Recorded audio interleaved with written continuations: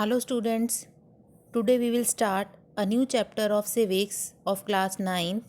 The name of the chapter is Constitutional Design. In a democracy, the rulers are not free to do what they like. There are certain basic rules that the citizens and the government have to follow.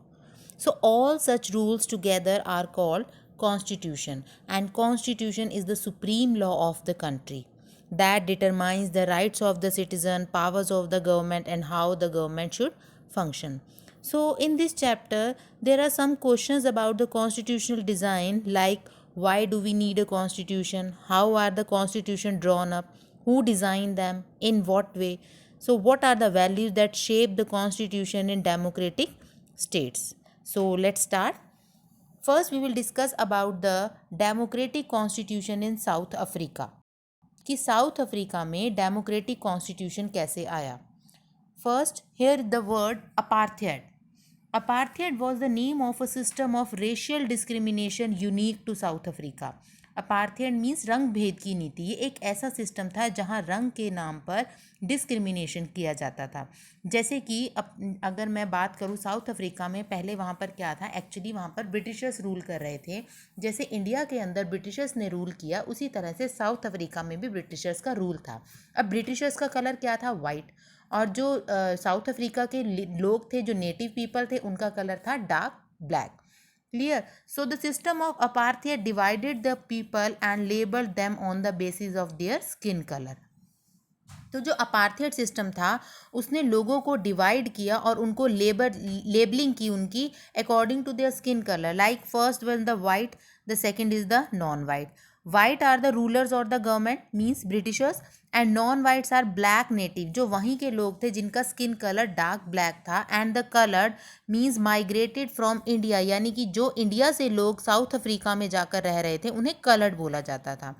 तो जो non white थे वो कुछ problems face कर रहे थे south Africa में. वो क्या प्रॉब्लम थी? Problems which non white faced.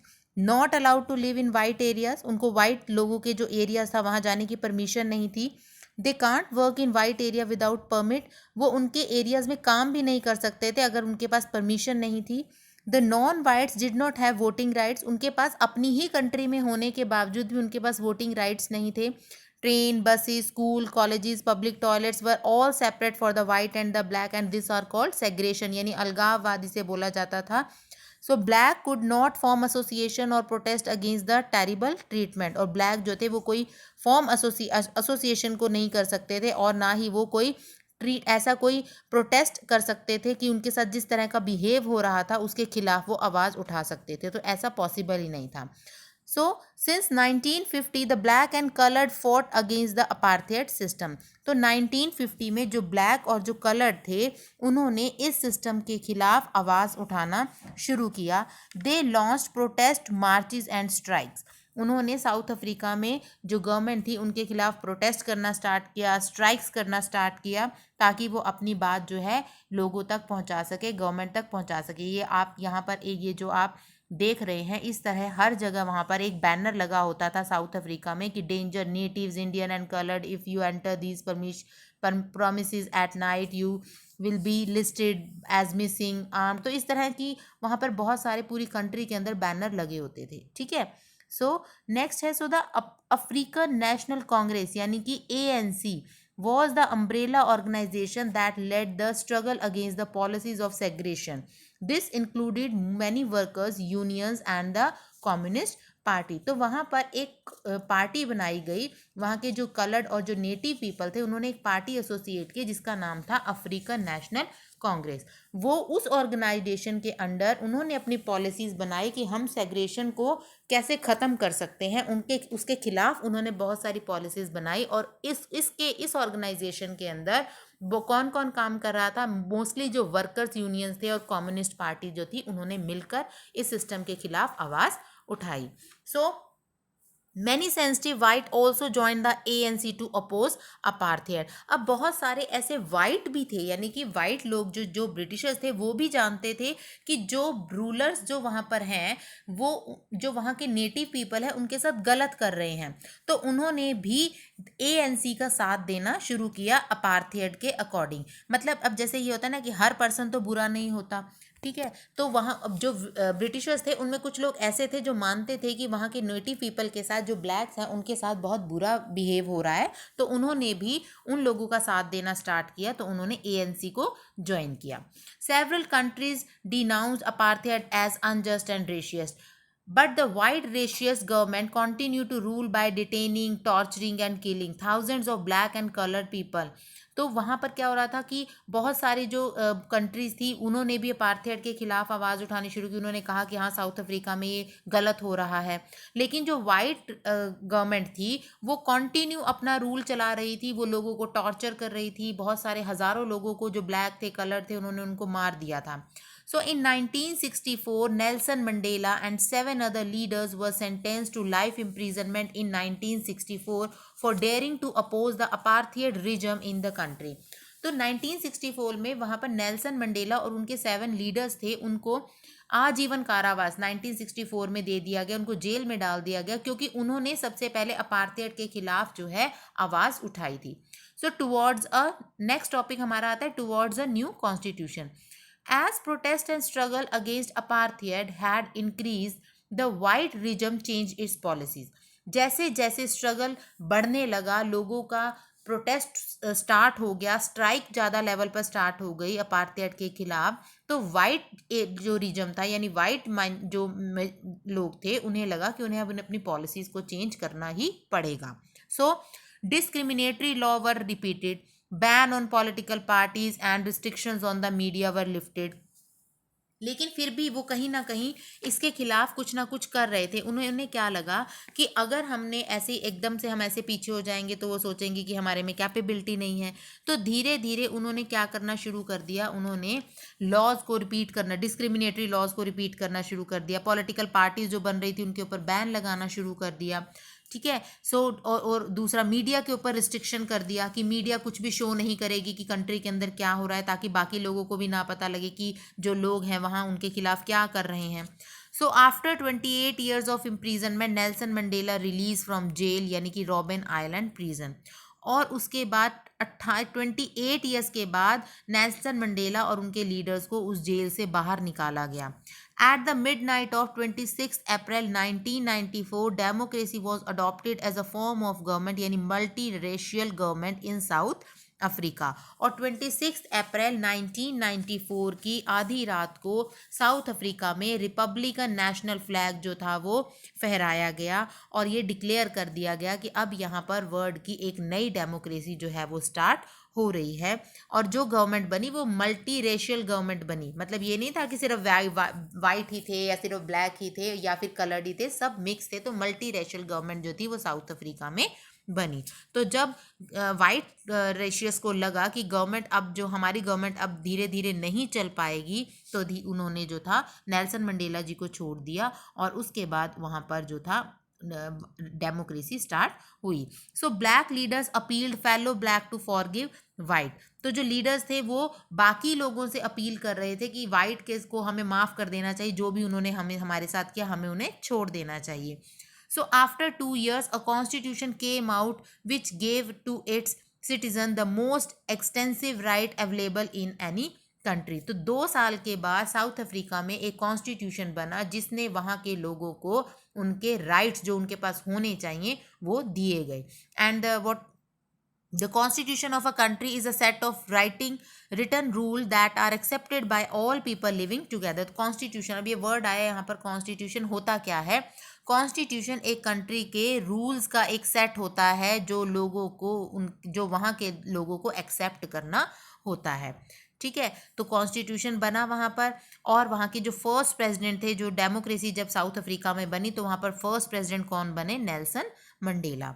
So constitution is a supreme law that determines the relationship among citizen and also between the citizen and the government. So this is the definition of the constitution कि constitution एक ऐसा supreme law है जो एक country के लोगों के बीच में और एक कंट्री के सिटीजन और गवर्नमेंट के बीच में रिलेशन बनाता है। So this is the constitution. और ये जो कंडीशन थी ये हमने देखी साउथ अफ्रीका में कि किस तरह वहाँ पर जो है लोगों ने डिस्कशन की, डिबेट की, और उसके बाद उन्होंने एक कॉन्स्टिट्यूशन लिखा जिसने साउथ अफ्रीका को एक नया रास्ता दिखाया। Clear. So our next topic is function of constitution या why do we need constitution. हमें कॉन्स्टिट्यूशन की जरूरत क्यों पड़ती है. It is the important question of this chapter. It generates a degree of trust and coordination that is necessary for different kind of people live together. ये जो है लोगों के बीच में विश्वास पैदा करता है, कोऑर्डिनेशन पैदा करता है कॉन्स्टिट्यूशन, ताकि जो लोग हैं वो एक साथ मिलकर रह सकें. It specify how the government will be constitution. ये हमें ये बताता है कि एक गवर्नमेंट जो है वो किस तरह से इलेक्ट की जाएगी, चूज की जाएगी, चुनी जाएगी. It lays down limits on the powers of the government and tells us what are the rights of the citizen. ये गवर्नमेंट की पावर को लिमिट करता है और दूसरा जो एक कंट्री के सिटीजन्स हैं उनको बताता है कि उनके क्या क्या राइट्स हैं, और राइट्स के साथ साथ वो ये भी बताता है कि उनकी ड्यूटीज़ भी क्या हैं. So it expresses the aspiration of the people about creating good society. ये कंट्री के लोगों को एक नया रास्ता बताता है कि एक कंट्री को हम एक गुड सोसाइटी जो है वो कैसे बना सकते हैं. So all country that have constitution not democratic but all democratic country will have constitution. जितनी भी कॉन्स्टिट्यूशन जहाँ जिन जिन कंट्रीज में है, ज़रूरी नहीं है कि वो डेमोक्रेटिक कंट्री ही हो. डेमोक्रेटिक कंट्री ना होने के बावजूद भी वहाँ पर जो है कॉन्स्टिट्यूशन हमेशा मिलता ही मिलता है, और डेमोक्रेटिक कंट्री में तो कॉन्स्टिट्यूशन हमेशा होता है. जैसे कि it has become a practice in all democracies to have a written constitution. अगर हम बात करते हैं कि बहुत सारे जो है, जैसे कि हमने फ्रेंच रेवोल्यूशन पढ़ा था कि रेवोल्यूशन के बाद जो फ्रेंच पीपल थे उन्होंने भी डेमोक्रेटिक कॉन्स्टिट्यूशन को अप्रूव किया. So it has become a practice in all democracies to have a written constitution. तो ये हर एक के लिए जो है ज़रूरत है कॉन्स्टिट्यूशन की. So the next topic is making of the Indian constitution. Making of the Indian constitution means कि like South Africa, India's constitution was also drawn up under very difficult circumstances. जब हमारा इंडिया का constitution बना तो उस time India की condition बहुत बुरी थी. At that time, the people of India were emerging from the status of subject to that the citizen. The country was born through a partition on the basis of religious differences. उस time जब constitution बनना था India के अंदर, उस time India जो है एक ऐसी सिचुएशन से जूझ रहा था जहाँ पर कि इंडिया के अंदर पार्टीशन हो गया था, एक कंट्री डिवाइड हो गई थी. Clear. So this was a traumatic experience for the people of India and Pakistan. तो ये एक बहुत बड़ा झटका था पाकिस्तान और इंडिया के लोगों के लिए. और उस टाइम क्या कंडीशन थी कि 10 lakh people were killed on both sides of the border in partition related violence.